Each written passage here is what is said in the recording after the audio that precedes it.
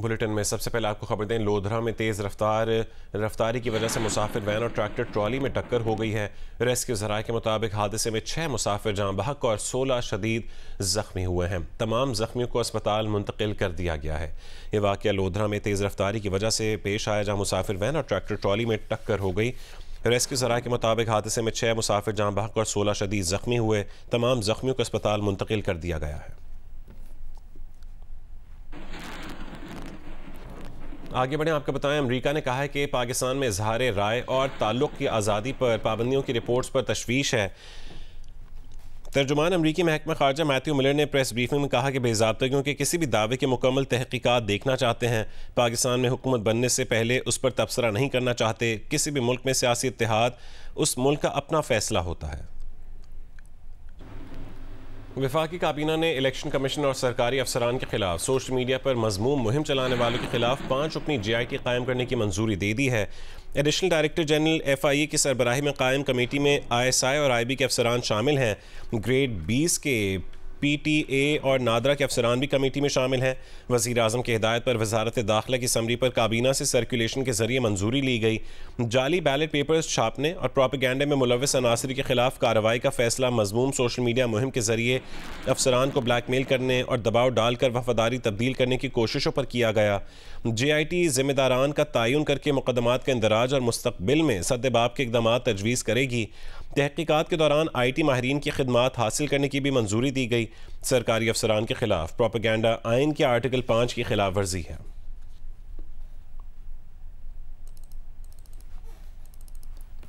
सुन्नी इत्तेहाद council ने मखसूस नशस्तों के लिए इलेक्शन कमीशन से रुजू कर लिया है। सुन्नी इत्तेहाद काउंसिल की ख़वातीन और अक़लियतों की मखसूस नशस्तों की तहरीरी दरख्वास्त दे दी गई है। तहरीरी दरख्वास्त पार्टी लेटर और बयान हल्फी कमीशन में जमा करवा दिया गया है। इलेक्शन कमीशन की R&I ब्रांच ने सुन्नी इत्तेहाद काउंसिल के दस्तावेज़ात वसूल कर लिए हैं। R&I ब्रांच ने तमाम दस्तावेज़ात वसूल करके डायरी नंबर भी लगा दिया है।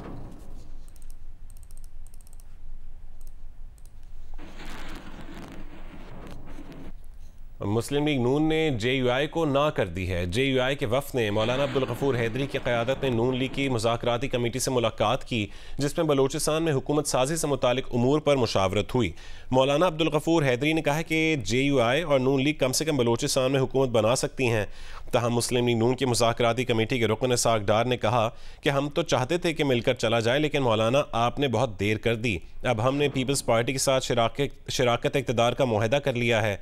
मुस्लिम लीग नून बलोचिस्तान में पीपल्स पार्टी के साथ मिलकर हुकूमत बनाने वाली है। इस मामले पर बयान देते हुए JUI के रहनुमा हाफिज़ हुसैन अहमद ने कहा है कि इसाक डार ने हमसे कहा कि हमने आने में देर कर दी। हकीकत यह है कि हमने उन्हें पहचानने में देर कर दी।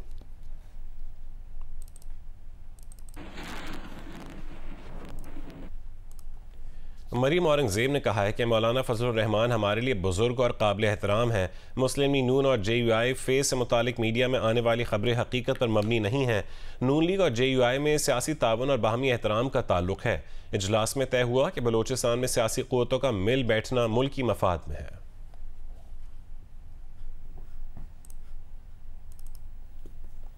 मुस्लिम लीग नून के सीनियर रहनुमा राना सनाउल्लाह ने कहा है कि इत्तेहादी हुकूमत में 3 बड़े पार्टनर मुस्लिम लीग नून, पीपल्स पार्टी और MQM होंगे। कुछ चीज़ें तय होने के बाद सामने आएंगी, कुछ अभी सामने नहीं आईं। वो जियो न्यूज़ के प्रोग्राम आज शाहजेब खानज़ादा के साथ में गुफ्तगू कर रहे थे। पीपल्स पार्टी के टर्म्स पर ही हुआ ना जो कुछ हुआ, आप लोगों को आखिर में सारा ग्राउंड सीट करना पड़ा।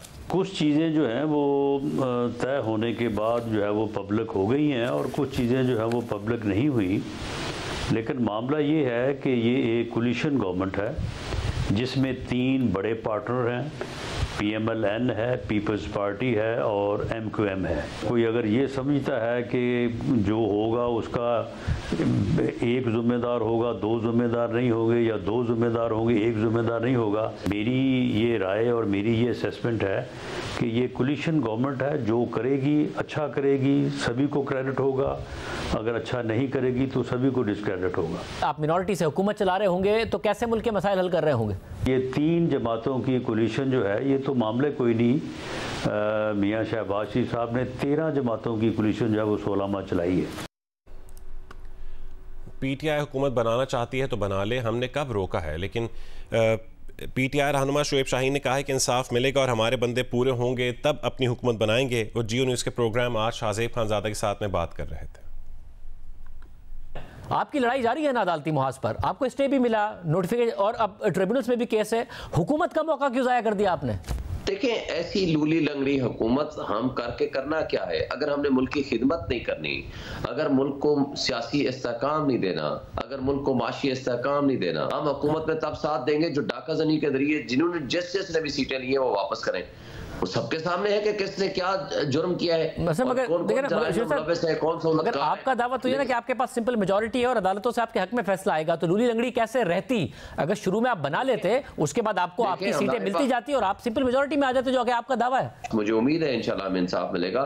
जिस दिन हमारे पास बंदे पूरे हो जाएंगे, जिस दिन हमें इंसाफ मिलेगा तो हम जरूर अपनी हुकूमत बनाएंगे। हुकूमत साजी के लिए MQM पाकिस्तान और मुस्लिम लीग नून के मुज़ाकरात। ज़राए के मुताबिक MQM का मुज़ाकरात पर राबता कमेटी को एतमाद में लेने का फैसला। तर्जुमान MQM पाकिस्तान के मुताबिक दोनों जमातों ने मुल्क में सियासी, जमहूरी और मुआशी इस्तेहकाम के लिए मफाहमत और बाहमी ताउन का अमल जारी रखने पर इत्तफाक किया है।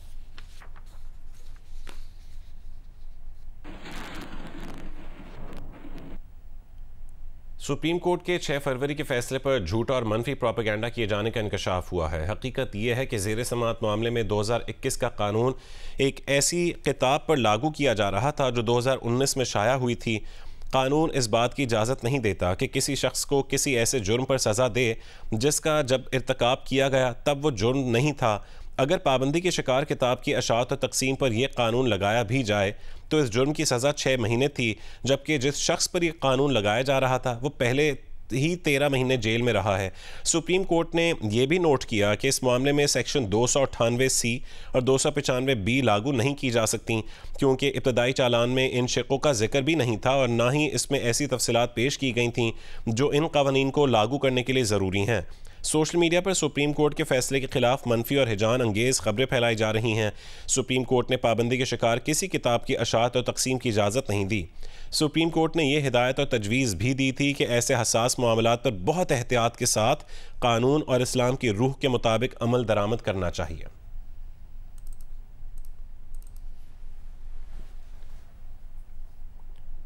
मुस्लिम लीग नून के रहनुमा ख्वाजा आसिफ ने कहा है कि सुप्रीम कोर्ट के फैसले को अपना मतलब पहनाकर जो लोग ये प्रोपेगेंडा कर रहे हैं वो अपने मजमूम मकासद हासिल करने के लिए किसी भी हद तक जा सकते हैं। मुतशद्दिद ज़हनियत और इक़्तिदार के हुसूल की हवस खतरे की हद को उबूर कर गई है। रहीम यार खान चैम्बर ऑफ कॉमर्स में तलबा के लिए तालीमी नुमाइश का इनेकाद किया गया। तलबा ने साइंसी और दीगर नमूने पेश किए। रिपोर्ट करेंगे Malik Aslam. Chamber of commerce में मुनक्किदा नुमाइश का इफ्तिताह डिप्टी कमिश्नर शकील अहमद भट्टी और सदर chamber of commerce Iqbal Hafeez ने किया। नुमाइश में तालीमी इदारों ने 100 से ज़ायद स्टॉल लगाए। इस मौका पर तलबा ने मुख्तलिफ साइंसी और दीगर नमूने पेश करके अपनी सलाहियतों के जौहर दिखाए, जबकि माहिर असातिज़ा ने तलबा को कामयाब मुस्तकबिल के लिए शोबों के तयन और स्कॉलरशिप के मुतालिक आगाही फ्राहम की। जैसे पहले ज़माना था कि बच्चे सिर्फ मेडिकल और इंजीनियरिंग के अलावा किसी विंग में नहीं जाते थे।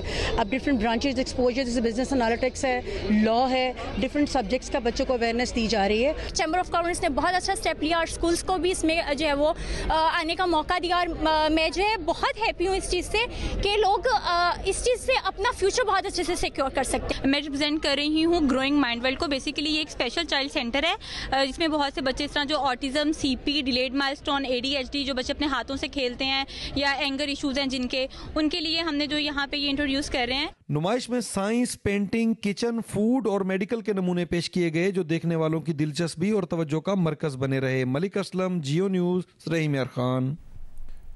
पाकिस्तान सुपर लीग 9 के छठे रोज़ मुल्तान सुल्तान्स ने दिफाई चैंपियन लाहौर कलंदर्स को 5 विकेट से हराकर मुसलसल तीसरी फतह समेट ली है। फाहती टीम के कप्तान मोहम्मद रिजवान ने 82 रन की इनिंग्स खेली, जबकि इफ्तिखार अहमद ने सिर्फ 11 गेंदों पर 34 रन स्कोर करके टीम की नैया पार लगा दी। मुल्तान में खेले गए मैच में पहले लाहौर कलंदर्स ने बैटिंग की। वेंडर ड्यूसन 54, फखर जमान के 41 और सिकंदर रजा की 23 रन की इनिंग्स की बदौलत लाहौर कलंदर्स की टीम मुकर्रर ओवर में 5 विकेट पर 166 रन बनाने में कामयाब रही। मुल्तान सुल्तान की मोहम्मद अली ने 2 विकेटें हासिल की। जवाब में मुल्तान सुल्तान ने हदफ 1 ओवर कब्ल 5 विकेट पर पूरा कर लिया। कप्तान मोहम्मद रिजवान ने 82 रन 3 छक्कों और 9 चौकों की मदद से बनाए। डेविड विली ने 25 रन स्कोर किए, लेकिन सबसे अहम इनिंग्स जहर मिजाज इफ्तिखार अहमद ने खेली, जिन्होंने सिर्फ 11 गेंदों गेंदों पर 34 रन स्कोर करके टीम की नैया पार लगाई। इफ्तिखार अहमद ने 2 छक्के और 5 चौके लगाए। Mohammad Rizwan player of the match रहे। लाहौर कलंदर्स के खिलाफ अपनी जारहाना बैटिंग से मुल्तान सुल्तान्स को मैच जितवाने वाले बैटर इफ्तिखार अहमद का कहना है कि जिस जगह बाउंड्री छोटी थी उसको निशाना बनाया, 13 की औसत आ गई थी जिसकी वजह से मैच जीतना मुश्किल दिखाई दे रहा था।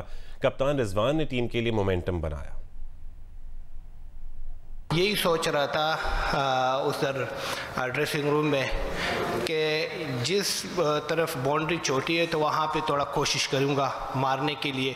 मैं आया 3 बॉल रहते थे और यही सोचता कि 13 पे एवरेज पहुँच गए तो आया आ जाओ पहले बॉल पे इंटेंट शो करो, जहाँ पे 1-2 बाउंड्री मिल गई तो टीम को फ़ायदा होगा। PSL की एक खूबसूरती है कि हमारी बॉलिंग स्ट्रेंथ बहुत ज़बरदस्त होती है। हर टीम के पास जो बॉलिंग स्ट्रेंथ है वो बिल्कुल वन ऑफ द बेस्ट है। मुश्किल लग रहा था कि यार मतलब 13 पे एवरेज पहुंच गया और ये क्या होगा, मगर मेरा रोल यही है टीम में। अगर आप पाकिस्तान टीम में देखो तो मेरा 6 नंबर पे है, वहाँ पे मुझे टाइम नहीं मिलता कि मैं जाके अपने आप को सेट करूँ फिर रन्स करूँ। तो इन चीज़ पे मैं थोड़ा काम करता हूँ क्योंकि अब डिमांड ये चीज़ है कि मैंने जाना है और फिर रन्स करना है। पाकिस्तान सुपर लीग 9 के 5वें रोज़ लाहौर में खेले जाने वाले मैच में कराची किंग्स ने पेशावर ज़ल्मी को 7 विकेट से मात दे दी। फातिह टीम के कैरन पोलार्ड ने 21 गेंदों पर 49 रन की जारहाना इनिंग्स खेली। कज़ाफ़ी स्टेडियम में खेले गए इस मैच में पेशावर ज़ल्मी की टीम पहले बैटिंग करते हुए आखिरी ओवर में 154 रन बनाकर आउट हो गई। कप्तान बाबर आजम ने एक मरतबा फिर शानदार इनिंग खेली। वो 72 रन बनाकर आउट हुए। रोवमैन पावल ने 39 और आसिफ अली ने 23 रन बनाए। मीर हमजा और हसन अली ने 3-3 विकेटें हासिल की। 2 खिलाड़ियों को डैनियल सेम्स ने शिकार किया। जवाब में कराची किंग्स ने 155 रन का हदफ बआसानी 19 गेंदें कबल सिर्फ 3 विकेट के नुकसान पर हासिल कर लिया। इस कामयाबी में अहम किरदार कैरन पोलार्ड ने अदा किया, जिन्होंने सिर्फ 21 गेंदों पर 4 छक्कों और 4 चौकों की मदद से 49 रन की नाकाबिले शिकस्त इनिंग खेली। नायब कप्तान जेम्स विंस भी 38 रन बनाकर नॉट आउट रहे। शोएब मलिक ने 29 रन स्कोर किए। कराची किंग्स के फास्ट बॉलर हसन अली का कहना है कि हमारी न्यू लुक टीम है, ज़्यादातर चीज़ें तब्दील हुई हैं। शोएब मलिक ने पहली गेंद पर विकेट हासिल करके टीम को मोमेंटम दिया। उनका हदफ इवेंट का बेहतरीन बॉलर बनना है। एक न्यू लुक टीम है और आई थिंक 90-95% जो वो चीज़ें चेंज हुई हैं और सारे ऑलमोस्ट नए लड़के हैं और ड्रेसिंग रूम का माहौल इट्स बीन अमेजिंग। और जहाँ पे हसन अली हो माहौल अच्छा हो ही जाता है।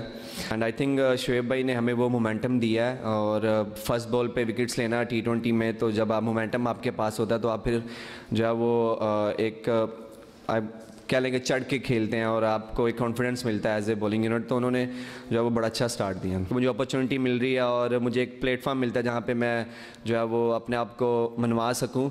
तो आई एम वेरी सेटिस्फाइड मेरी दिस परफॉर्मेंस के साथ। और अभी it's a long way to go, 8 matches हैं, फिर उसके बाद प्ले ऑफ्स हैं and I am really confident कि इंशाल्लाह अच्छी परफॉर्मेंस आती रहेंगी। पाकिस्तान के टॉप बैटर बाबर आजम ने एक और आलमी एजाज़ अपने नाम कर लिया है। बाबर आजम तेज़ तरीन 10,000 T20 रन बनाने वाले क्रिकेटर बन गए हैं। पेशावर ज़ल्मी के कप्तान बाबर आजम ने 10,000 रन बनाने का कारनामा 271वीं इनिंग्स में अंजाम दिया। उन्होंने वेस्ट इंडीज के क्रिस गेल का रिकॉर्ड तोड़ा, जिन्होंने 285 इनिंग्स में 10,000 T20 रन बनाए थे। बाबर ने कराची किंग्स के खिलाफ मैच में ये एजाज हासिल किया। बाबर आजम ने करियर में 19 टीमों की जानिब से T20 मैचेस खेले हैं। साबिक कौमी टीम के कप्तान ने पाकिस्तान की जानिब से 3,698 रन बनाए हैं। बाबर आजम मजमूई तौर पर 10,000 T20 रन बनाने वाले 13वें प्लेयर हैं। वेस्ट इंडीज के क्रिस गेल ने सबसे ज्यादा 14,562 रन बनाए हैं। पाकिस्तान के शोएब मलिक ने 13,159 T20 रन स्कोर किए हैं।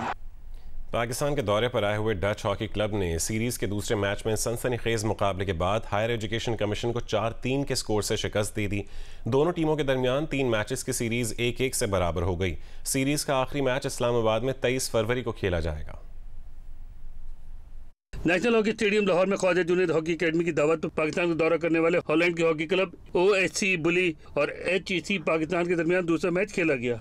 मेहमान टीम ने HEC को 3 के मुकाबले में 4 गोल से शिकस्त देकर 3 मैचों की सीरीज 1-1 से बराबर कर दी। दोनों टीमों के दरमियान सीरीज का आखिरी मैच 23 फरवरी को नसीर बंदर स्टेडियम इस्लामाबाद में खेला जाएगा। इस मैच के मौके पर साबिक टेस्ट क्रिकेटर मोहम्मद यूसुफ का कहना था कि हॉकी को हम सब की सपोर्ट की जरूरत है। ये अच्छी बात है कि हॉकी खेलने टीमें बाहर से आ रही हैं। मैच के मेहमान खुसूसी मुस्लिम लीग नून के रहनुमा राना मशहूद थे। पाकिस्तान की हॉकी टीम का बहुत बड़ा नाम है पूरी दुनिया में, कितने ओलंपिक्स जीते हुए हैं, वर्ल्ड कप जीते हुए हैं, बहुत बड़े बड़े प्लेयर पैदा हुए हैं। तो ये एक नेशनल गेम है, हम सबको मिलके, मुझे भी और जितने भी हमारे दूसरे स्पोर्ट्स हैं, क्रिकेट के हैं या स्क्वाश के हैं, हम सबको मिलके इस गेम को और ऊपर लेके जाना है। मुल्तान में PSL सीजन 9 के सिलसिले में आज मुल्तान सुल्तान्स और पेशावर ज़ल्मी की टीमें प्रैक्टिस सेशन में हिस्सा लेंगी। तफसील बताएंगे जी न्यूज़ के नुमाइंदे इमरान चौधरी। जी, मुल्तान में PSL सीज़न 9 के सिलसिले में 5 मैचेस खेले जाएंगे। 3 मैचेस हो चुके हैं, आज रेस्ट डे है, आज कोई मैच नहीं है, लेकिन मुल्तान सुल्तान और पेशावर ज़ल्मी की टीमें आज प्रैक्टिस सेशन का हिस्सा बनेंगी, जबकि कल जुमे के रोज़ जो है दोनों टीमों के दरमियान मैच खेला जाएगा। जुमे वाला दिन न सिर्फ मुल्तान बल्कि जनूबी पंजाब में मार्केट्स और बाज़ार बंद होते हैं, इसलिए तवक्को की जा रही है कि इस मैच को देखने के लिए बहुत ज़्यादा रश होगा और न सिर्फ मुल्तान बल्कि जनूबी पंजाब भर से शायकीन क्रिकेट अपने पसंदीदा खिलाड़ियों और अपनी पसंदीदा टीम को बकअप करने के लिए यहाँ पर आएंगे और अपने फेवरेट खिलाड़ियों के जो है वो स्ट्रोक देखेंगे और उनको जो है वो दाद देंगे। इसके अलावा अगर सिक्योरिटी की बात की जाए तो 12,000 से ज़ायद पुलिस एहलकार और दीगर जो सिक्योरिटी एजेंसीज के एहलकार है वो सिक्योरिटी के लिए तैनात किए गए हैं। तमाम टीमों का जो रूट्स हैं वहाँ पर CCTV कैमरे लगाए गए हैं और एक मॉनिटरिंग रूम भी बनाया गया है जहाँ से बैठ के तमाम टीमों की आमदोरफ्त और सिक्योरिटी को जो है वो उसकी जाँच पड़ताल की जा रही है। जी, भावलपुर में होने वाली 19वीं चोलिस्तान जीप रैली के पहले रोज़ ड्राइवर्स, नेविगेटर्स और गाड़ियों के रजिस्ट्रेशन का मरहला मुकम्मल हो गया। 5 खवातीन ड्राइवर्स समेत 103 गाड़ियों की टेक्निकल इंस्पेक्शन के बाद ड्राइवर्स और नेविगेटर्स के मेडिकल टेस्ट भी मुकम्मल कर लिए गए। जनूब मशरकी एशिया के मेगा मोटर स्पोर्ट्स इवेंट 19वीं चोलिस्तान जीप रैली के पहले रोज रेस में हिस्सा लेने वाले ड्राइवर्स, नेविगेटर्स और गाड़ियों की रजिस्ट्रेशन का मरहला मुकम्मल हो गया। गाड़ियों की टेक्निकल इंस्पेक्शन के बाद ड्राइवर्स और नेविगेटर्स के मेडिकल टेस्ट भी मुकम्मल। जीप रैली ऑर्गेनाइजर्स ने ड्राइवर्स और नेविगेटर्स कॉन्फ्रेंस के दौरान 19वीं चोलिस्तान डेजर्ट जीप के कवायद व ज़वाबित से आगाही फराहम की। आज जीप रैली के तमाम कैटेगरीज मुकाबलों के लिए क्वालिफाइंग राउंड रेस का इनेकाद होगा। जीप रैली ऑर्गेनाइजर्स के मुताबिक चोलिस्तान जीप रैली में अब तक 130 से ज्यादा गाड़ियों की रजिस्ट्रेशन मुकम्मल कर ली गई है। आज सुबह 9 बजे तमाम रजिस्टर्ड शुदा गाड़ियों का क्वालिफाइंग राउंड होगा, जबकि 23 फरवरी को प्री पीरियड कैटेगरी मुकाबलों के पहले राउंड के लिए गाड़ियां ट्रैक पर रवाना होंगी। लोक दास्तानों और शायरी में मोहब्बत की अलामत समझे जाने वाले कूंज की अनोखी नस्ल अफ्रीकी कूंज ने पेशावर के चिड़ियाघर में जन्म लिया है। इंतजामिया के मुताबिक कूंज की नस्ल मादूम होती जा रही है और एशिया में पहली मरतबा किसी चिड़ियाघर में अनोखी नस्ल के अफ्रीकी कूंज पैदा हुए हैं। रिपोर्ट करेंगी अरूबा इब्राहिम। एशिया में पहली मर्तबा पेशावर के चिड़ियाघर में 2 अफ्रीकी कौंज पैदा हुए हैं। काले और सुरमई रंग के नायाब कौंज अफ्रीकी मुल्क युगांडा का कौमी निशान और परिंदा है, जबकि जिम्बाब्वे और कीनिया में भी इसे मोहब्बत और सलामती की अलामत गर्दाना जाता है। चिड़ियाघर इंतजामिया के मुताबिक दोनों बच्चे सेहतमंद हैं। ये इंडेंजर स्पीशीज़ है क्योंकि एक तो ये है कि इनकी हैबिटेट डिस्ट्रक्शन जो है वो बहुत ज़्यादा हो रही है और साथ में पूचिंग और शिकार, इस वजह से ये स्पीशी इंडेंजर है। अफ्रीकी कौंज मेहमान परिंदा है जो मौसम की मुनासबत से हिजरत करता है। मौसम सर्द हो तो ये गर्म इलाकों की जानिब उड़ान भरता है। इसके अलावा चिड़ियाघर में आला नस्ल के भेड़िए ने जुड़वा बच्चों को जन्म दिया है। और यहाँ पर अफ्रीकन कौंज के बच्चे देखे हमने। लोग इस वजह से वुल्फ को पसंद करते हैं क्योंकि इसकी यूनिकनेस जो है वो बाकी एनिमल से ज़्यादा है। पेशावर के चिड़ियाघर में मुख्तलिफ अक़साम के नायाब जानवर और परिंदे हैं, ताहम अफ्रीकी नस्ल के नायाब कौंज की नस्ल बढ़ने से इसे देखने के लिए आने वालों के लिए मजीद पुरकशिश बना दिया है। कैमरामैन साद के साथ अरूबा इब्राहिम, जियो न्यूज़, पेशावर। शायर इनकलाब व इश्क जोश मलिया आबादी को बिछड़े 42 बरस बीत चुके हैं। जोश की शायरी वलवला अंगेज और तर्ज बयां सहर अंगेज है। रिपोर्ट करेंगे जरगून शाह।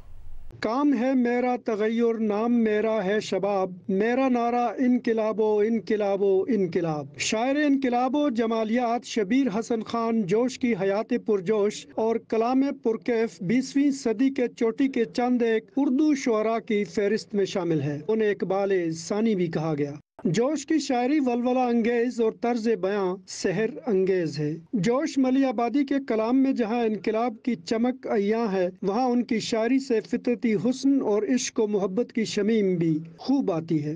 हजरत जोश अपने अहद के और अपने ज़माने के हाफिज खयाम जैसे शायर थे। जोश साहब के अंदर दोहरी शख्सियत थी। वो एक तरफ इनकलाब की बात करते थे, दूसरी तरफ इंसान दोस्ती की बात करते थे। जोश की नज़मों और गज़लों में नौजवान नस्ल को बेदार रहने और अपनी दुनिया आप पैदा करने की जबरदस्त तरगीब दी गई है। ज़रगून शाह, जियो न्यूज़, इस्लामाबाद।